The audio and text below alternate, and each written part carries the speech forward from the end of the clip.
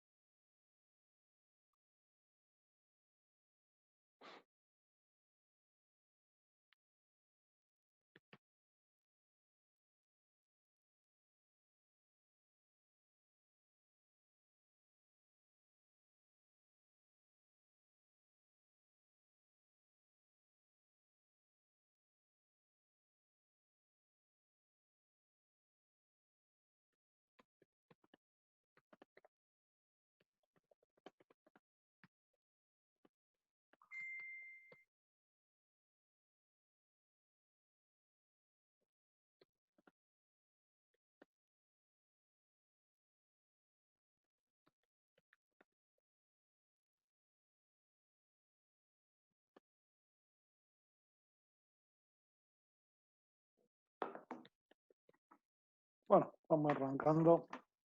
Te voy a compartir pantalla.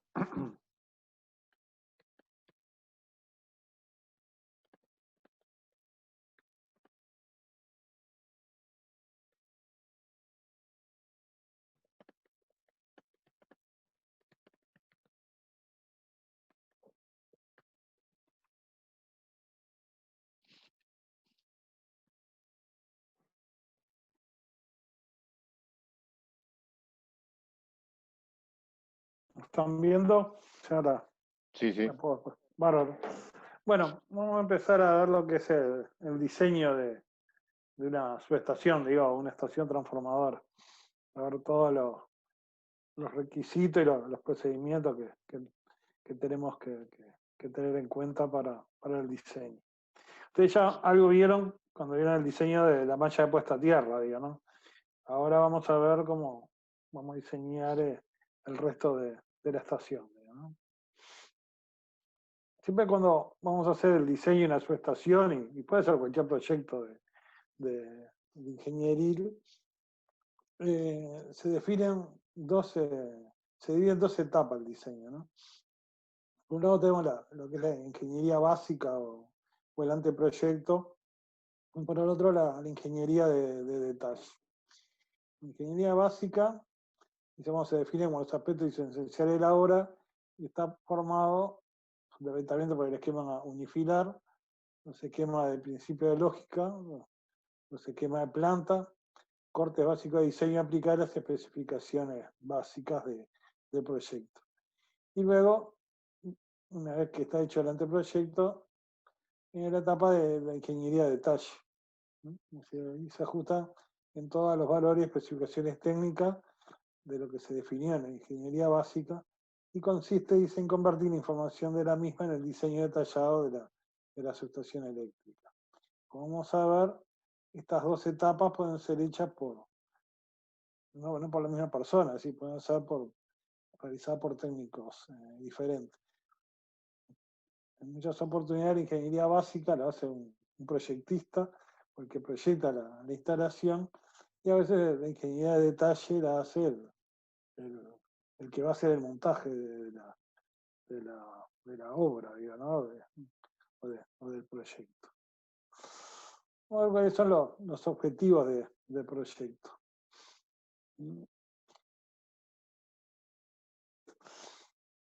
Estos objetivos, ¿no? Así por un lado la confiabilidad, elegir equipo y tecnología que garantice un servicio prolongado y confiable, seguridad, ¿no? Es decir, la disposición física y el diseño eléctrico debe proveer máxima seguridad para el personal que va a hacer la operación, el mantenimiento de esa instalación, así como para terceros, ¿no?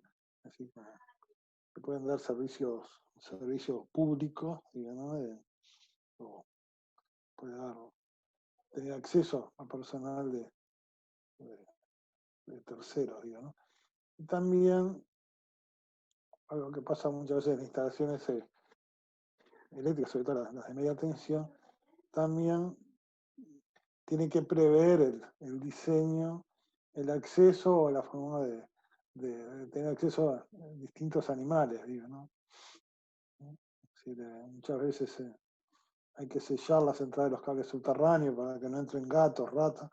¿Por qué? Porque en la subestación muchas veces se crea un microclima ahí, ¿no? Un transformador es una fuente de calor, y sobre todo en invierno. Entonces, muchas veces hay animales, gatos, perros, digo, que son atraídos por ese calor. Bueno, hay que tratar también, sobre todo la seguridad y los accesos a esa subestación, de impedir el ingreso.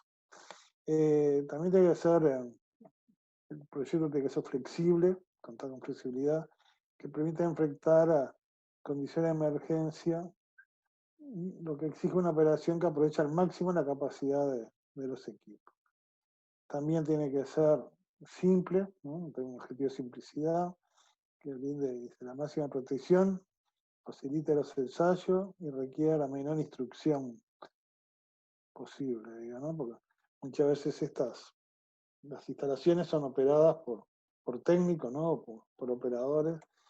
Y el proyecto, digo, sobre todo bloqueos, enclavamientos, tienen que estar diseñados de forma lo más simple posible para que no se, por un tema de seguridad, por tema de rapidez en la reposición y la realización de los.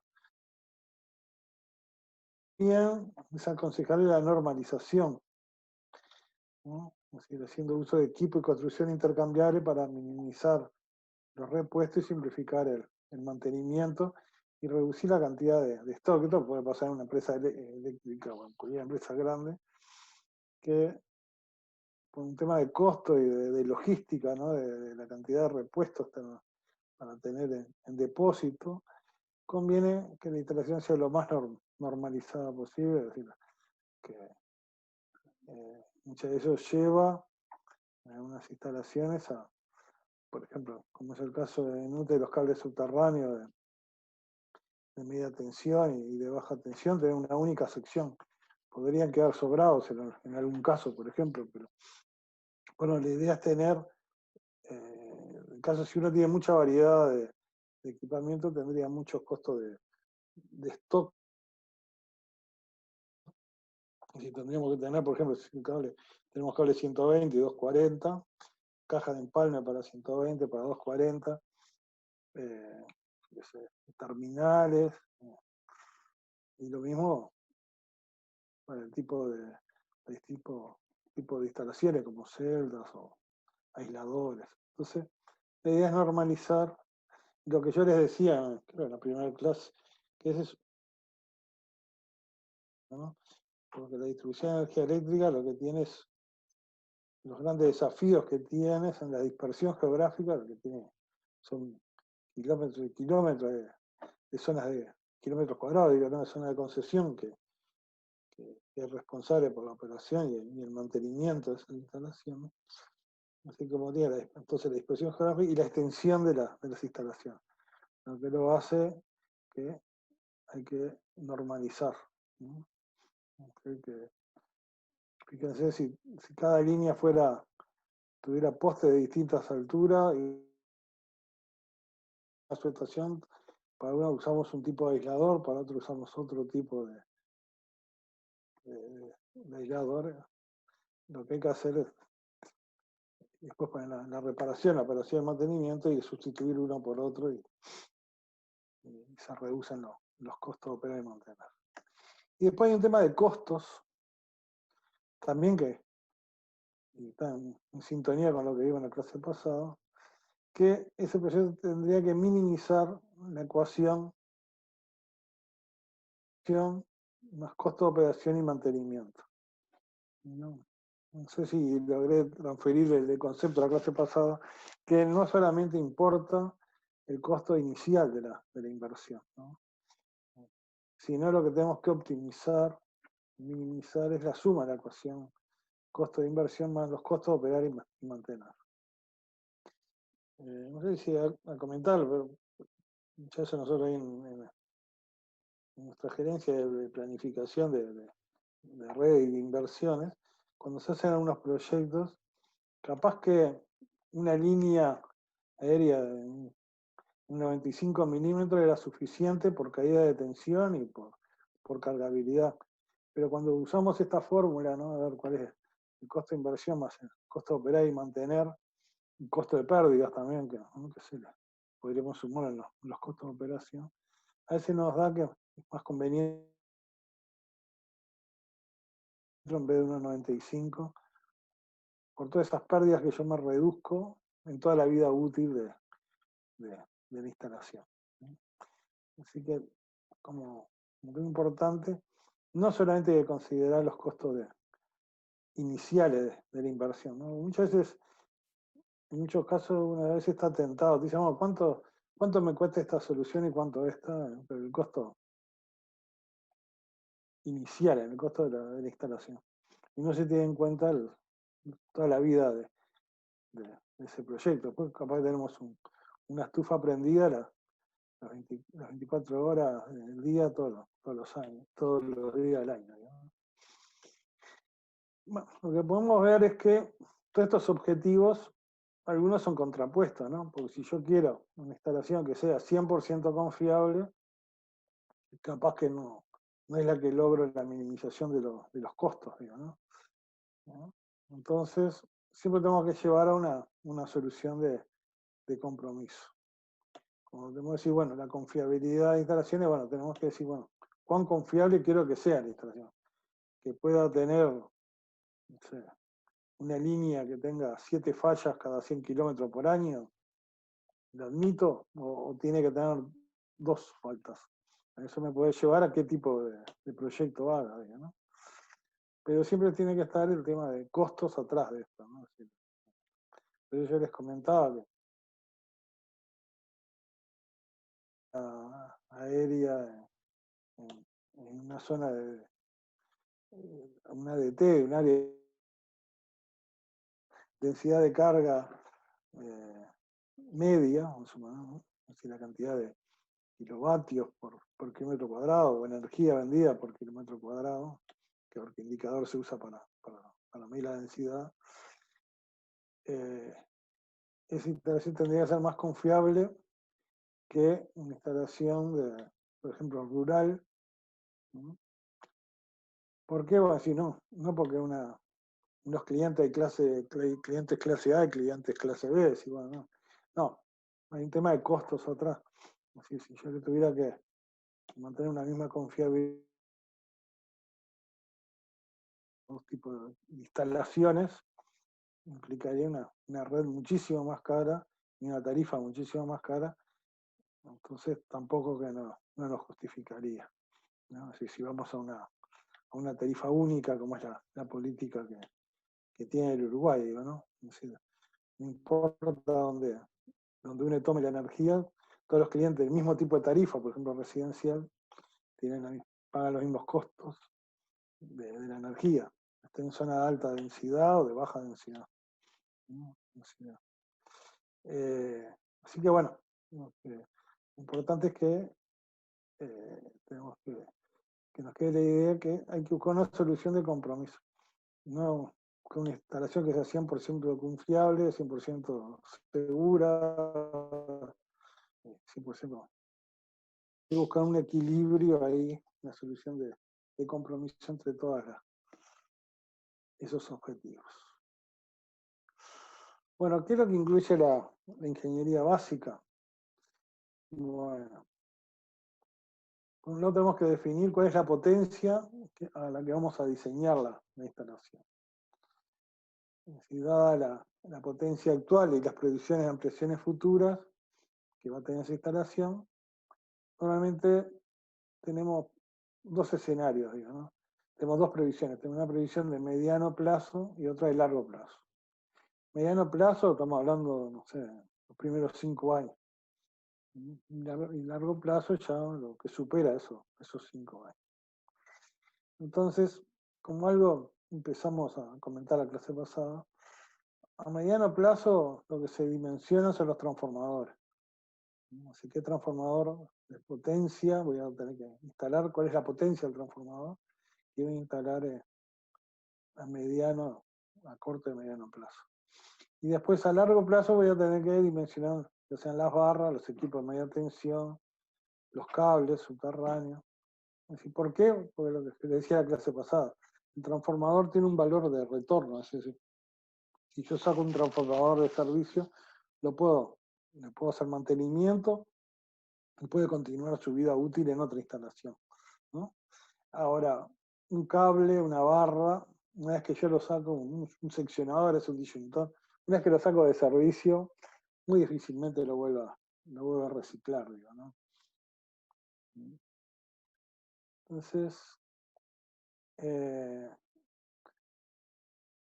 una vez definida la potencia, vamos a tener que definir el nivel de tensión a la que yo voy a instalar. Por ejemplo, estoy hablando de un nuevo suministro, por ejemplo, de un cliente. Bueno, me pide, primero tengo que definir una dada la potencia de corto y mediano plazo y la de largo plazo, y luego ver a qué tensión le pido el suministro al distribuidor, a UTE, ¿no? Entonces, ese resultante, ¿no? Tenemos que hacer un estudio económico de las tensiones disponibles que tiene el distribuidor con las corrientes de cortocircuito, ¿no? Y disponibles en la red, digo, ¿no? En el punto de los nodos, ese nodo de conexión. Y mediante ese estudio económico, que ahora vamos a ver qué es lo que integra, defino cuál es la tensión de suministro. En sí hay una limitante, digo, ¿no? Porque, por ejemplo, no sé si me acuerdo exactamente de memoria, pero por ejemplo, si yo quiero suministros de una potencia menor que 200 kilovatios, no lo puedo pedir, ese suministro en media tensión lo tengo que pedir en baja tensión. Y lo mismo, si el suministro es menor a 500 kilovatios, no podría estarlo pidiendo que sea alimentado por el distribuidor por una tensión de su transmisión, y 30 o 60 kilovoltios, ¿no? Ese por un tema de cuanto más abro o más pico una red de media tensión de su transmisión, mayores puntos posibles de falla tengo, lo que bajaría un poco la confiabilidad de esa instalación. Entonces, bueno, la idea para definir el nivel de tensión tendría que hacer cálculos en diferentes escenarios y luego se elige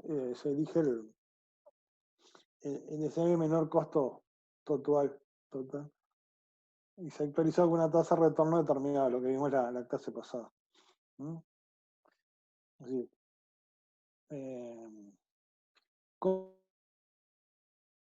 el tipo de la tarifa, por ejemplo, como del nivel de tensión, bueno, uso uno de los parámetros que voy a tener que usar es la tarifa. ¿Mm? Si hago una instalación en 30 kilovoltios,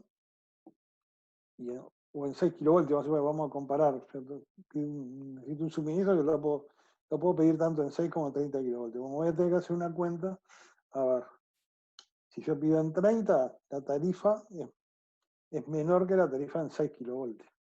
Pero tengo más costos, desde el punto de vista que voy a tener que hacer una instalación de mayor tensión, de 30 kilovoltios, y también yo voy a tener que hacer la transformación 30 baja, ¿no? Y que es más cara que una transformación 6 baja, por ejemplo, ¿no? Entonces, bueno, voy a tener que usar lo que dice abajo ahí, ¿no? Definir el costo inicial, es decir, la obra civil y eléctrica, más los costos de operar y mantener, más los costos de pérdida que tienen las instalaciones, más el costo de conexión al distribuidor, también en 30 kilovoltios puede ser más caro que conectarse en 6, capaz tengo que hacer más obras, o hacerme cargo de más obras, ¿no? de conexión, y el costo de la energía. Que ahí sí, el costo de la energía en 30 kilovoltios es mucho más baja que el costo de la energía en 6 kilovoltios. Entonces, bueno, tengo que optimizar, ¿no? Hacer un cálculo económico. Como les decía siempre, en muchos de los casos terminamos haciendo una evaluación económica del proyecto, ¿no? Y el proyecto Tomás, también... una consulta. No, que a veces el nivel de tensión lo define UTE, ¿no? O sea, si no tiene la red, por ejemplo, si no tiene 30 volt ahí, o sea, no, como que también depende un poco de UTE en este caso, ¿no? Eh, sí, lo que pasa es que los números pesan, porque él podría tener derecho y digo, no, yo lo quiero en 30 kilovoltios, pero capaz que la obra que hay que hacer para conectarlo en 30 no lo hace viable, pero a él no le hace viable el proyecto. No sé si Claro, pero ahí entonces si él quiere 30 se le tendría que cobrar la obra, ¿no? Que cuando y si no, y es quedan. que pagaría un cerro, digo, ¿no? Es lo que se llama, según la normativa, claro.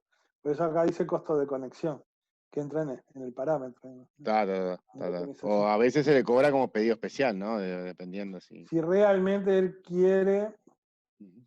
dice, no, muchas veces especial sale, pues, si decimos, bueno, mira, te lo damos en baja y él quiere estar en media, o a veces medio,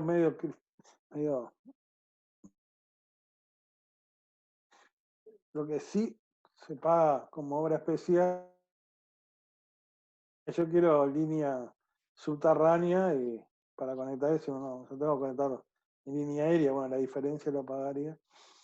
Y puede haber, sí, por el ser, eso lo que consultan acá es que para conectarte a la red, la normativa dice que si uno está cerca, a menos de 200 metros de una ley electrificada, tiene tensión, ¿no? Genera lo que se llama una zona electrificada. Entonces, paga solamente una tasa de conexión. Pero si la hora pasa determinado porte de conexión o determinada potencia, se le podía pedir se le podía pedir una obra el pago, lo que se llama el SER, que es el costo de extensión de la red, ¿no? Y eso podía no ser viable. Lo que da el SER es una señal de ubicación, porque otro tema a veces que pasa cuando tienen suministro, han mejorado ahora un poco, ¿no? Últimamente, pero que muchas veces piden una obra en lugares donde el terreno, el metro cuadrado es más barato, pero capaz que el costo de conexión es más alto. No lo tienen en cuenta de entrada los costos de conexión, ¿no? Entonces, bueno, nos ha pasado, digo, que viene gente y dice, yo ya compré el terreno, voy a instalar, pasa con generación y con, y con la industria. Pero a lo último recién tienen en cuenta cuánto, cuánto le va a costar la conexión eléctrica, ¿no? Entonces, bueno, el ser ese, lo que está en la reglamentación, que dice, bueno, los costos de extensión de red darían una señal de ubicación, ¿no? Pero dentro de los costos de conexión, acá cuando él pide, tú me pide un estimativo o algo, ¿no? Podría pedir un estimativo, pasa mucho, a veces en 30 y en 6, bueno, a veces termina siempre en un tema económico, es decir, bueno, sí, aunque no lo hace viable es la atención, digo, ¿no? Pero sí.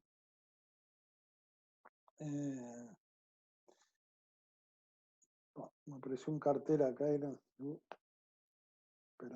Bueno, eh, no. Después tengo que definir el unifilar y de los equipos el unifilar y definir qué equipos voy a instalar en esa subestación, ¿no? Es decir, parte de esto es lo que ustedes van a usar ahora el semestre que viene, los que van a hacer proyectos de instalaciones de media tensión. Así, bueno, van a tomar la potencia, van a tener que definir la tensión a la que el suministro, y después definir el unifilar de esa subestación. Y luego la ubicación de la subestación, ¿no? Dice, en un nuevo proyecto general de una empresa recomendaría que la subestación sea ubicada en la primera etapa. Eso es, como yo les decía, que a veces lo último que miran es cuánto le cuesta la conexión al predio. Después que están haciendo el edificio, se acuerdan muchas veces que necesitan una subestación. Entonces, muchas veces la subestación donde menos, el lugar, en el peor lugar digo que no puede ser usado para otra cosa. Le damos este cuartito acá para que ponga la subestación. Muchas veces pasa en edificios de apartamento, digo, ¿no? Que bueno, conseguir una subestación son uno o dos garajes o tres garajes o un local comercial menos, ¿no? Entonces, a veces los locales que dan es en el subsuelo, ¿no? Bueno, lo que queremos decir es que hay que estar atento ahí en donde se va a colocar la subestación y tendría que estar ubicada en la primera etapa ya del proyecto. Se tiene que verificar la facilidad de acceso a la instalación y las posibilidades de ampliaciones también, ¿no? Eso a veces pasa, eso es que no quedan muy encajonadas, digo, ¿no? Las situaciones. Bueno, la ubicación de la subestación depende absolutamente de las cargas de baja tensión y no tanto de media tensión. Ese es algo que lo había empezado a comentarle la clase pasada. Vamos a pasar a la cama. Bueno, lo que habría que hacer es optimizar, minimizar el costo de la red de media tensión con el costo de su estación, con el costo de la baja tensión, ¿no? Es lo que yo les comentaba en clase pasada, que a veces yo tengo el predio, esta es el predio donde va a estar la estación, la empresa, yo tengo el edificio aquí. Muchas veces la práctica o lo que pasa es que tienen el ingeniero que hace proyectos de media tensión solamente lo contratan para media tensión, no para baja, lo hace algún otro proyectista de baja, ¿no? Lo que hay que tratar es unificar, digo, ¿no? Entonces, ¿qué es lo que pasa si hay un divorcio entre las dos instalaciones? Bueno, las subestaciones terminan poniendo donde lo más lejos posible, ¿no? Porque a veces pasa los instaladores de baja tensión y mismo lo que hace mantenimiento, quieren la media tensión lo más lejos posible apartado, porque esto puede ser peligroso, ¿no? Entonces, ¿qué pasa? A veces ponen la subestación, la ponen acá.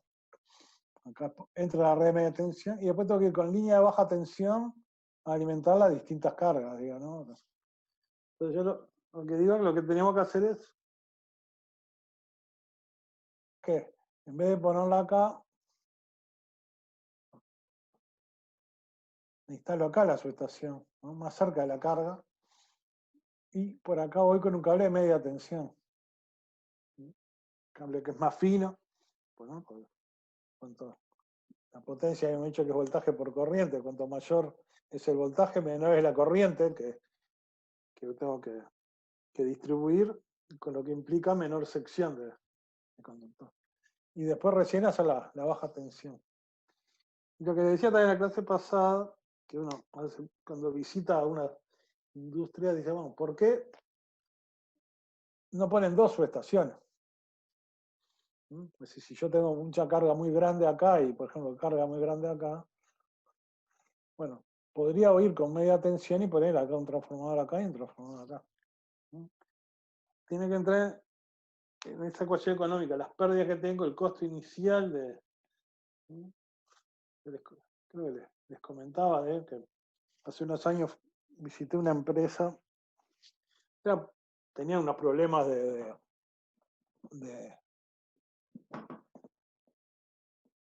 calidad de servicio, armónico, eso, pero al final lo que se terminó viendo era otra cosa. Vamos a suponer que esta era la industria, la carga grande estaba acá, ¿no? La más importante estaba acá.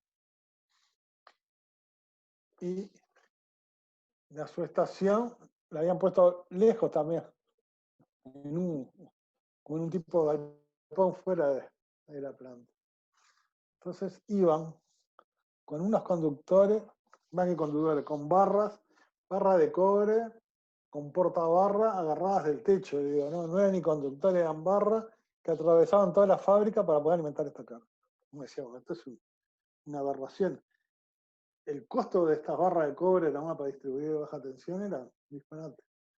Es decir, hasta montado, lo que capaz que lo que era económico es tirarla abajo, sacar, vender ese cobre y haber puesto una subestación acá, digo, ¿no? Y venir con un cable de media tensión y con un par de cables de 500 milímetros y alimentaba toda la carga en baja, ¿no? Entonces, esto es lo que digo, tiene que quedar ese concepto de optimización. Muchas veces se pierde, digamos. A ver.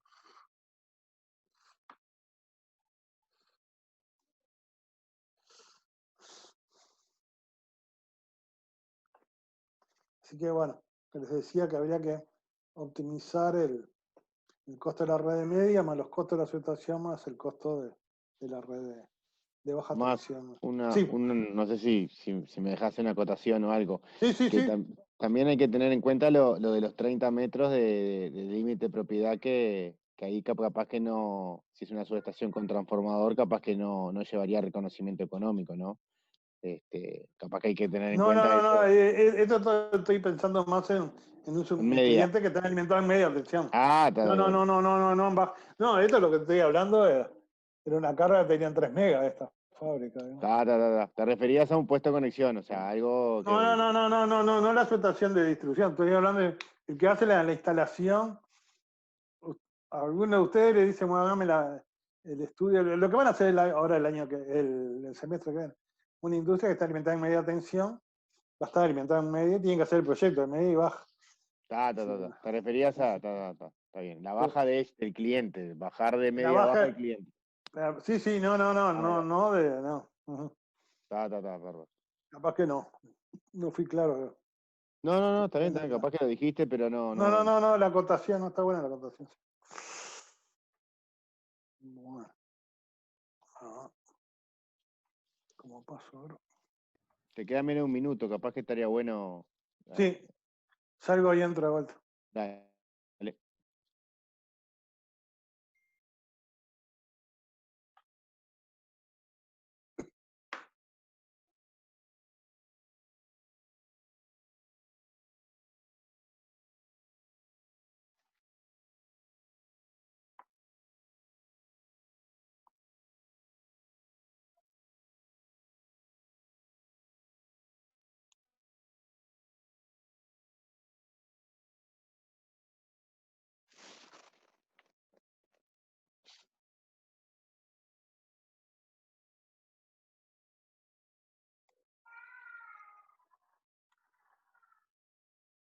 Bueno, seguimos, creo. Cualquier cosa me avisan si hay alguien que está por. Si yo no lo veo que me pide entrada. Dale.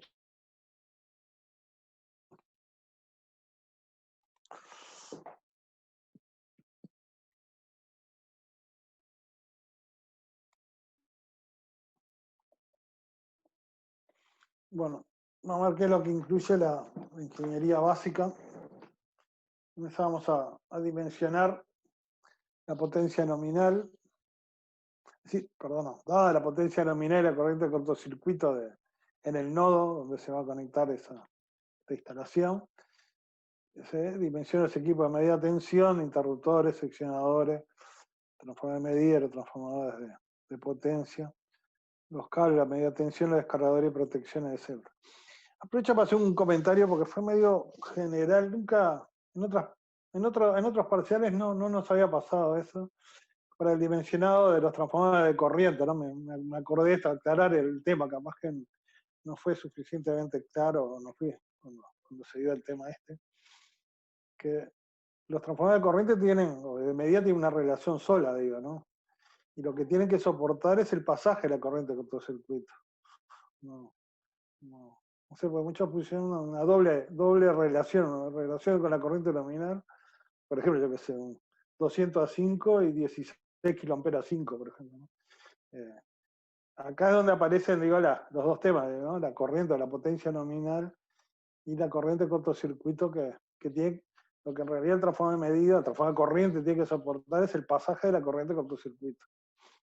No se tienen que dañar por por el pasaje de tanto tiene que soportar tanto el efecto dinámico como térmico. Ahora después lo vamos a ver más adelante, los efectos de la corriente de cortocircuito. Pero les quería aclarar eso por el parcial, digo, ¿no? Que algunos dimensionaron con dos relaciones los transformadores de corriente. ¿No? Tienen que tener en cuenta la corriente de cortocircuito es para la clase del transformador, que quiere decir que para si tenían dos secundarios, un secundario de medida, que se tiene que saturar ya a 10%, entre 10 y 20% de sobrecarga, ya saturar el bobinado, para que, es decir, deja de ser lineal el transformador de corriente, para no dañar los transformadores, para no dañar los medidores de energía, los amperímetros, y mantener la linealidad hasta, por ejemplo, 5 veces la nominal, que es un 5P15, que decir que puede tener un error del 15%, ya de perder de linealidad con 5 veces la nominal. Yo tengo una Bueno, consulta con respecto a sí, eso. ¿Por qué no tenés en cuenta la sobrecarga del secundario transformador de corriente? para Dimensionarlo.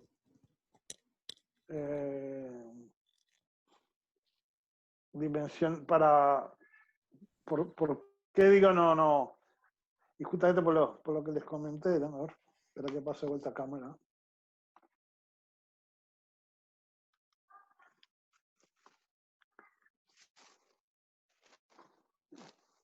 ¿Me están viendo? Sí.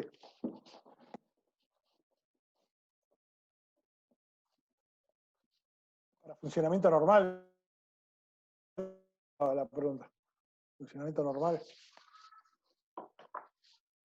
El tema es que Sí, yo tengo el transformador de corriente, ¿no? Que tiene como secundario 5 amperes. Y esto me conecta un amperímetro, por ejemplo, ¿no? Estamos hablando siempre del bobinado de medida, ¿no? ¿No? La pregunta es sobre el bobinado de medida, porque entonces este equipo está dimensionado, el amperímetro, lo que fuera, para soportar un 20%. Digo, si yo tengo un amperímetro, ¿no? Y me marca acá a fondo de escala, cuando pasa 5 amperes me marca el valor de 5. Y lo que tengo es un 20% más, por ejemplo, para ver. Si yo le pusiera más los amperímetros, primero se me desloca la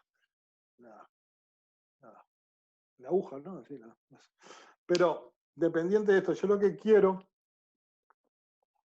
es que si yo tengo la corriente secundaria y esta es la corriente primaria, ¿se ve? ¿Está viendo? Sí. se ve sí. Me mantenga la linealidad hasta, vamos a suponer, si admito 20%, hasta 1,2 de la corriente nominal, digo, ¿no? Después yo lo que quiero es que me entre a saturar, porque si no, todos los instrumentos a los que tengo instalados, digo, si no tendría que sobredimensionar todos los equipos que voy a conectar, todos los equipos de medida que voy a conectar ahí. Y no me da ningún beneficio porque las instalaciones, ¿qué ganaría yo sabiendo de que, podría saber que está sobrecargado, pero de mantener, digo, en funcionamiento normal, toda la instalación es la corriente nominal del transformador, digo, de corriente o lo que fuera, también el elemento primario, digo, ¿no? Así la bobina que, si yo tengo el transformador que me pasa, este conductor soporta la inominal, ¿por qué lo querría sobrecargar más? ¿No? Dimensionar con mayor corriente. No sé si me entendieron, si fui claro. Si lo... Ahora, en caso de un cortocircuito que dura máximo, si la corriente primaria pasa, yo qué sé, 5 veces la nominal,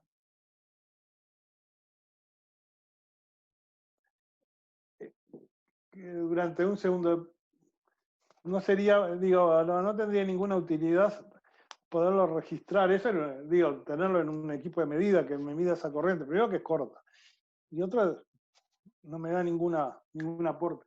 Si la protección, si el bobinado de protección tendría que mantener la linealidad porque este es el de medida. El de protección me va a conectar un relé sobre corriente, por ejemplo. Y cuando pasa 5 veces la nominal, Este me tendría que detectar que está pasando 5 veces por 5 veces los 5 amperes, por ejemplo, ¿no? Y ahí me detecta el cortocircuito. Es decir, los secundarios de los equipos de los relés están dimensionados para que pasen corrientes superiores, tanto térmica como dinámica. No sé si aclaré o oscurecí más el tema. Sí, perfecto.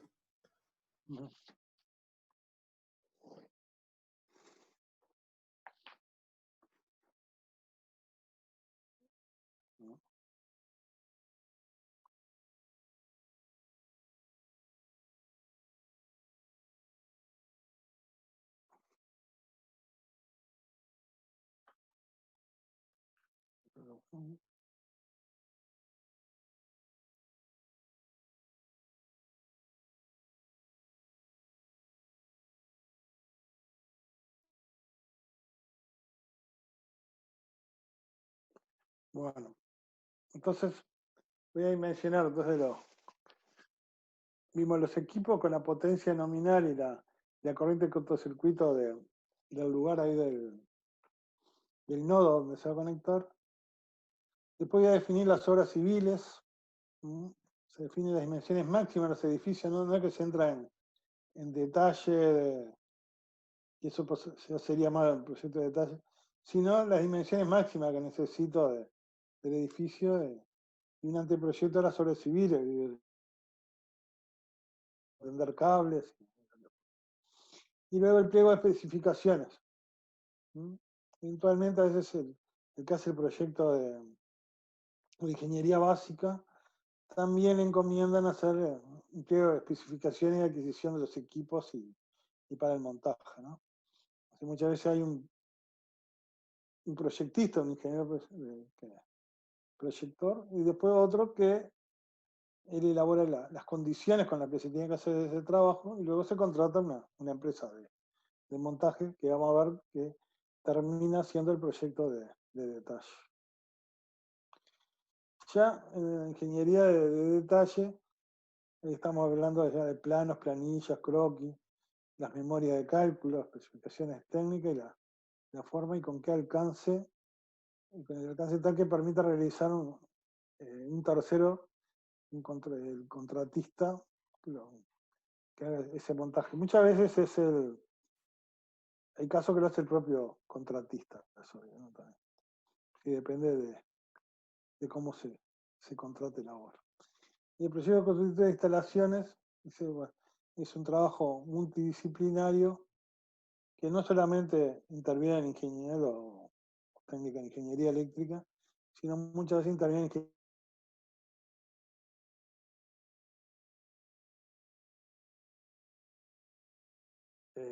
si tenemos que hacer, por ejemplo, una línea aérea, intervienen ingenieros civiles, ¿no? Por el tema de suelos y fundaciones.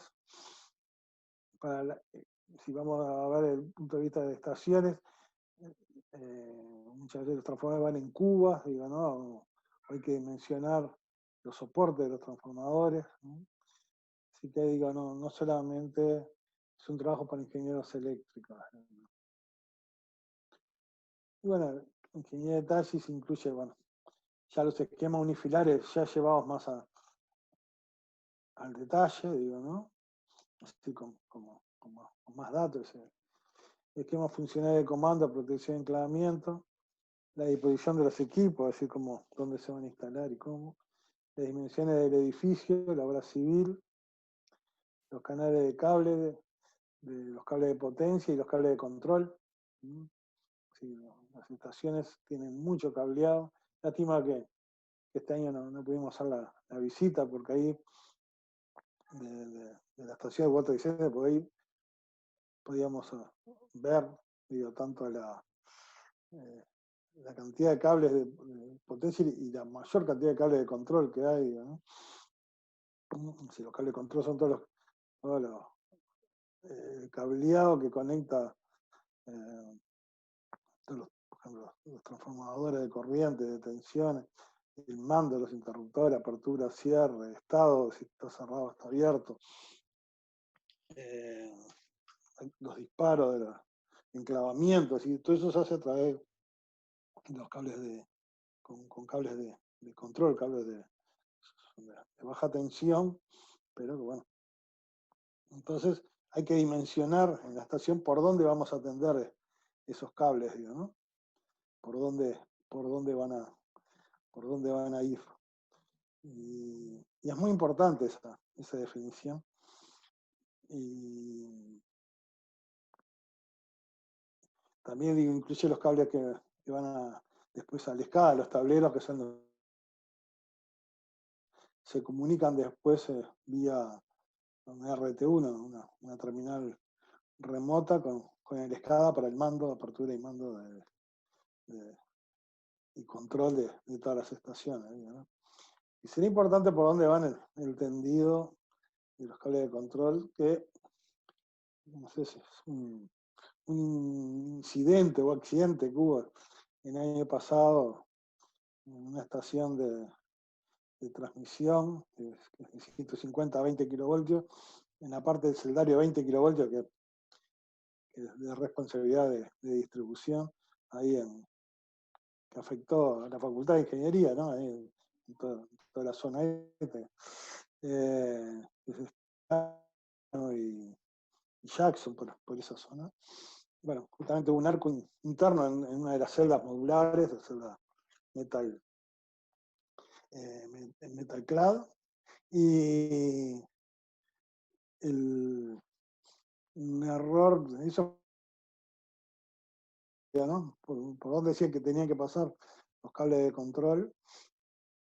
Dado el cortocircuito, se llevó un arco, hubo una elevación muy importante de temperatura, y justo por donde tenía el escape de gases pasaban los cables de control. Y bueno, se produjo un incendio, se prendieron fuego todos los cables de control, todos los que llevaban las señales, las protecciones, y eso, si bien la celda se podía haber sacado de servicio, esa celda, que es la que falló, la parte de media tensión, y quedó prácticamente todo operable, toda la estación, quedó fuera de servicio por la falta de los cables de control, porque si no, quedaba sin protecciones toda esa estación, hubo que reconstruir, y eso fue lo que llevó más tiempo, reconstruir todos los cableados. Entonces, fíjense si será importante en la definición por dónde tienen que ir los cables de control, no porque sean unos cables que van, y yo los tiro por cualquier lado, igual tienen baja tensión, digo, eso, tienen unos niveles de continuo o pasan corriente, pasan a ser, en este caso fueron el cuello de botella para la reposición del servicio, ¿no? Así que bueno, vamos a también definir la ubicación de los tableros, paneles, celdas dentro de los edificios. Porque armar toda la planilla de Bornet de cableado de paneles, así todo el proyecto de cableado, esos cables de control, digo, que son cientos de cables que se tiran, bueno, tienen que haber un plano donde nos diga el cable 25, además son cables multiconductores, el hilo 5 del cable 25 van a 6. Bueno, hay que armar todos esos planos de cableado y la planilla de cableado para que luego el encargado de realizar el trabajo tenga claro qué es lo que tiene que hacer, ¿no? Cableado entre los paneles y entre los paneles y los equipos de potencia. También entra el diseño de la malla de tierra, ¿no? Lo que ustedes vieron con José, entra en la etapa de ingeniería de detalle. Y después las especificaciones técnicas de construcción, provisión y montaje, ¿no? Así muchas veces los pliegos de condiciones se elaboran en esta etapa. Así que incluye los planos, la memoria de cálculo, especificaciones técnicas y planilla de materiales que voy a instalar. Los planos, vamos a ir medio rápido con esto, pero no porque no sea importante. Hay que tener un especial cuidado en el manejo de los planos. No sé si alguno de ustedes tiene experiencia en obras, pero esto es... no, parece obvio, digo, pero después en la práctica pesa muchísimo esto. tener identificados los planos, las distintas versiones y las distintas revisiones que va teniendo, ¿no? Así que, cuál es tener que revisión la 1, la 2, y después en obra, esos planos, siempre tiene que estar la última versión. Hay que desechar, romper, sacar de obra las versiones anteriores, porque eso llevan a muchos errores después durante el montaje. Así que eso durante la obra, ir manteniendo las distintas versiones de cada uno de los planes, de planillas, de toda la documentación.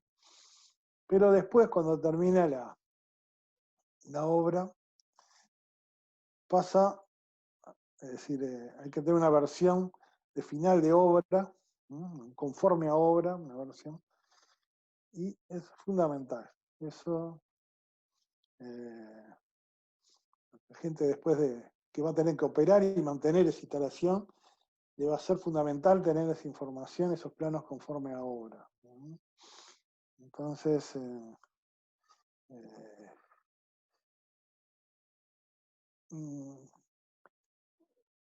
los que trabajan en obra a veces, digo, en una época también trabajé en obra, no ve que es tan importante esto, digo, ¿no? ¿Sí? Pero después es fundamental para el que va a operar y mantener y tener la última versión, porque cuando va a tener que estar trabajando la gente de mantenimiento y operando, siempre lo tiene que hacer a contrarreloj. El que trabaja en obra tiene su tiempo para hacer el montaje, hacer las pruebas, chequear todo. Pero después, la operación de mantenimiento siempre se está con el reloj, ¿no? con el cronómetro lo antes posible, reponer el servicio. Y bueno, si un plano no está conforme a obra, uno puede hacer cualquier macana, digo, ¿no? Y puede retrasar la reposición del servicio. En algunas empresas, no te da parte, en algo se aplica también, pero hemos visto empresas que hasta que no se tengan los planos conforme a obra entregados, no se energizan las instalaciones, digo, ¿no? Como si la gente no da el corte de servicio, el corte programado para la inserción de la instalación, si no se tienen todos los planos conforme a obra ya entregados. Bueno, hay que ver la memoria de cálculo también, ¿no? El objeto de contar una memoria de cálculo dice es conservar documentadas las razones de las decisiones tomadas en el momento del proyecto. Eso es como, ahora cuando el semestre que viene van a hacer proyectos, los que hagan proyectos de instalaciones, se lo va a decir Hofstadter, eso Ricardo, es el seguro que tiene el proyectista de que hizo las cosas bien, ¿no? Porque también está, como yo les decía, que hay que entregar los planos conforme a obra, también el proyectista es el montaje, entrega la obra y después la gente que opera y mantiene también que no canibalice esa instalación, digo, ¿no? Hay un accidente y fue un error de proyecto, ¿no?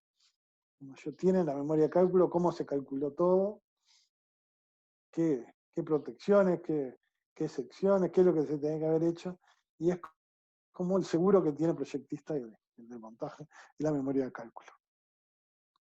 La misma tiene que ser clara y se recomienda separarlo por lo menos en los siguientes puntos: el objeto, el alcance, las hipótesis con las que se calculó, la metodología y las conclusiones. Después va a haber que definir también las especificaciones técnicas, ¿no? Se debe determinar en forma clara cómo realizar técnicamente las tareas que van a estar a cargo del contratista, o cómo se debe ejecutar la provisión de los equipos. El proyectista debe determinar qué normas deben cumplir los equipos, y tiene que ser también clara, y se recomienda separarlo en objeto, alcance, características generales, características particulares de los equipos, y qué ensayos son requisitos. Eso es lo que vimos al principio del curso.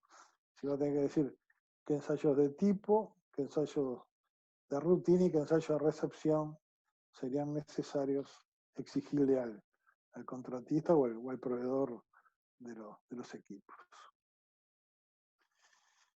Luego hay unas láminas que hablan sobre la localización de la subestación, es decir, dónde habría que instalarla esa subestación, qué cuidados tenemos que tener,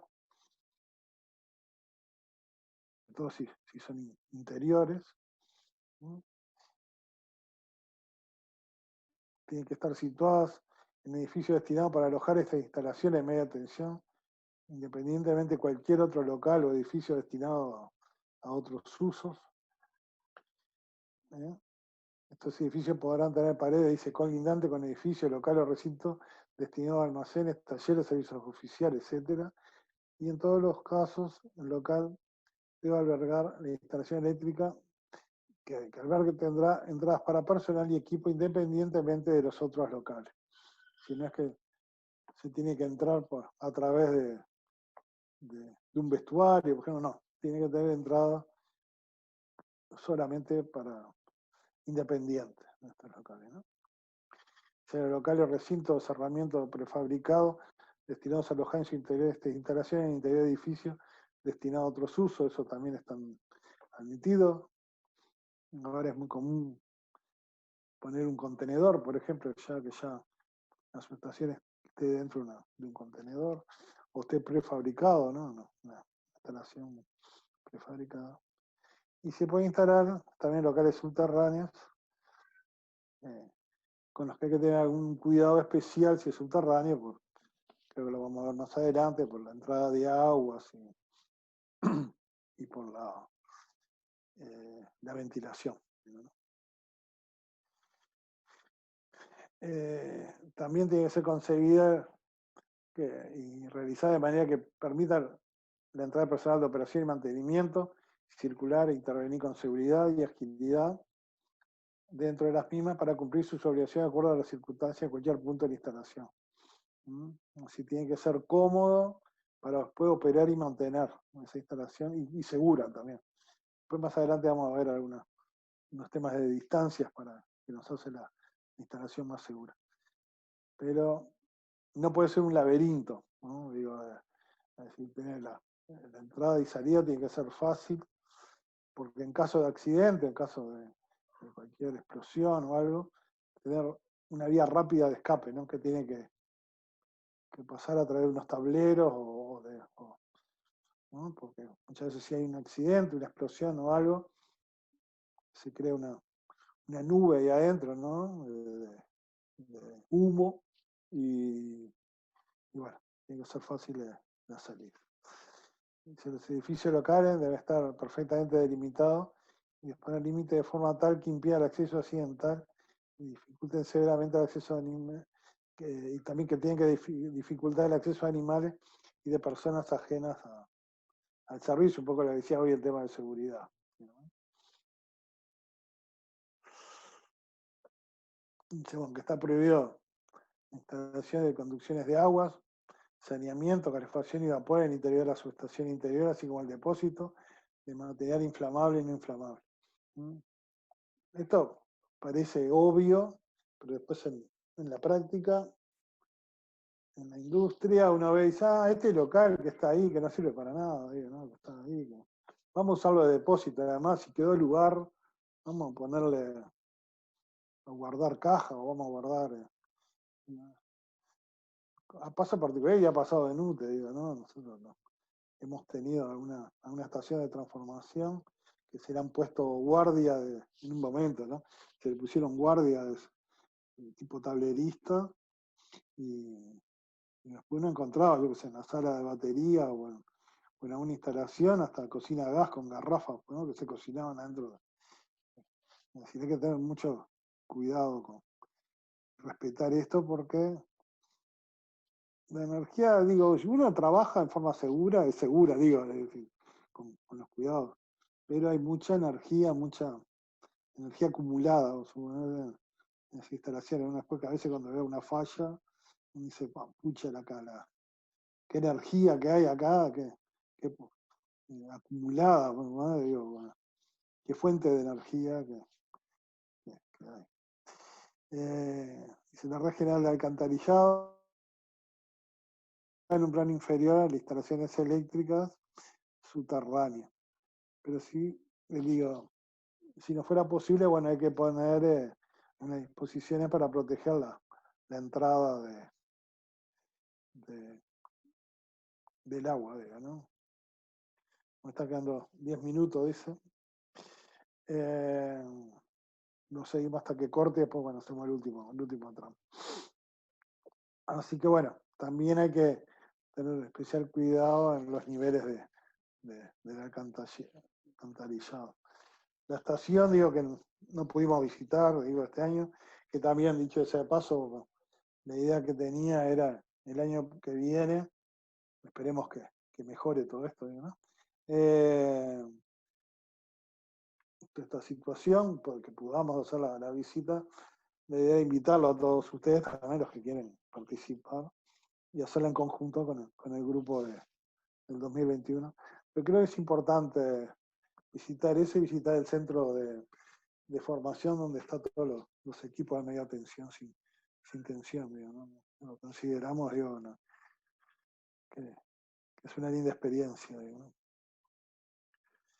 Bueno, las celdas, no sé si ustedes ya las celdas ya vieron algo, ¿no? Con Daniel, ¿no? Las celdas Metaclad, Metal Enclosure, no supongo que habrán dado. Pero bueno, también, además de las celdas modulares, hay celdas en la práctica ustedes se pueden enfrentar, que celdas de mampostería, digo, ¿no? Son celdas que no son prefabricadas, digo, ¿no? Sino que hay 2 tabiques de hormigón, digo, varios tabiques que se separan una de la otra, y dentro de cada cubículo eso se monta el interruptor, el transformador de corriente, los seccionadores. Es un trabajo más artesanal. Siguen habiendo instalaciones de ese tipo, digo, ¿no? La gran mayoría de la red de UTE es así.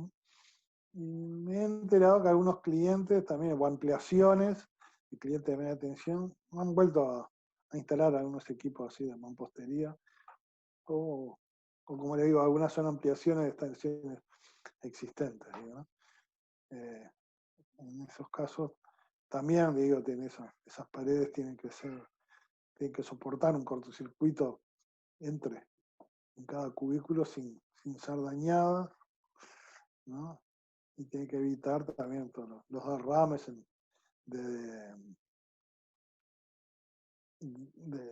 los canales, porque algunos interruptores pueden ser de aceite, entonces, bueno, hay que ver en caso de explosión del interruptor y que quede ese aceite, y ese aceite es inflamable, a ver a dónde evacuar esos gases. Así que, bueno, como digo, los tabiques normalmente son de hormigón, porque dice, bueno, que no pueden ser de material inflamable, que tienen que ser resistentes, ¿no? Y deben contar protección adecuada para que sea imposible el acceso accidental al interior de las celdas si estas tienen alguna parte de contención, en cualquier caso, para el acceso de animales. Pues más adelante vamos a ver las distancias de ese tipo de celdas e instalaciones en general que tenemos que mantener por un tema de seguridad. También la ventilación, sobre todo en los locales interiores, hay que poner especial cuidado a la ventilación, que puede ser natural o forzada. Natural es que, como, no sé si ustedes pusieron atención, a una instalación interior, una subestación que tienen ventanas con celosías, digo, ¿no? Que tiene una entrada y una salida para que circule el aire en forma natural, pero si no es necesario, porque los transformadores, como les decía, son una estufa, digo, ¿no? Se generan mucho calor por las pérdidas que tienen, las pérdidas en el cobre del transformador. Entonces hay que ponerle una ventilación forzada. Lo que es importante que esa ventilación se corte en caso automáticamente en caso de incendio. ¿No? Eso hay que tener especial cuidado. Y se dispone de forma adecuada con las protecciones precisas, a fin de también de evitar la entrada de animales o acceso de agua o la introducción inadvertida de objetos metálicos. Porque lamentablemente hay mucho vandalismo también de instalaciones, digo, ¿no? sobre todo en este tipo de instalación. Debe tenerse en cuenta, dice, los efectos de propagación de incendio a través de canalizaciones para ventilación, a fin de minimizarlo. Unas situaciones situadas en edificios que no son de uso exclusivo para instalación eléctrica, el conducto de ventilación tiene que tener una boca de salida de forma que el aire expulsado no molesta a los usuarios del edificio, empleando, si fuera necesario, ventilación forzada. El sistema de ventilación forzada, permanente o móvil, dice que deben tener en cuenta la completa evacuación de humo del interior. Eso es. Ahí se genera mucho humo dentro, no por incendio, digo, no podía generar algún incendio, pero muchas veces es por justamente el arco genera humo. Y en instalaciones exteriores, dice, las entradas de la línea eléctrica exterior al interior digo, cómo conectar, perdón, esa instalación interior al exterior. Muchas veces pueden llegar una línea aérea a esa instalación interior. Se pueden usar aisladores portabarra, aisladores pasantes, que permiten la entrada segura, ¿no? A través de los muros y los tabiques. Bueno, hoy en día el dimensionado de barras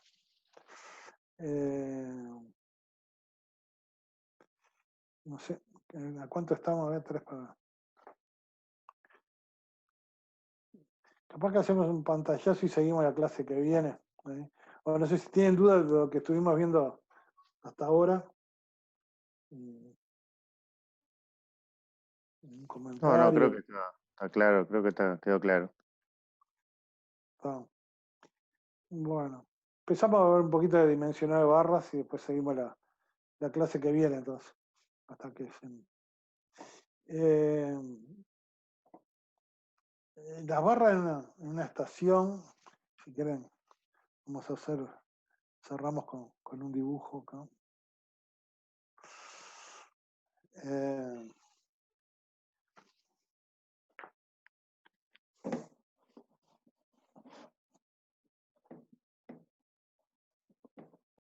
Hemos dicho que en una estación, cuando habíamos dicho que teníamos los tabiques, tenemos una barra que cruza por toda que alimenta, que es lo que decíamos, la barra principal, y después hacia los equipamientos tenemos la barra de entonces acá esta es lo que se llama la barra principal y esta es la barra derivada. Entonces, bueno, vamos a ver cómo dimensionar ese dos tipos de barra. Así que bueno, y eso lo vemos en la clase que viene. Les quedó un blooper ahí, ahora no sé, el que compagina eso lo podría borrar ahí por las dudas. Pero bueno. Te habla, Nico. Bueno, entonces nos vemos la clase que viene, entonces, y ya arrancamos con el dimensionado de barras. Bárbaro, gracias, Tomás. Gracias, Tomás. Bueno, Nos vemos la que viene. Chao. Hasta nos luego. vemos. Chao.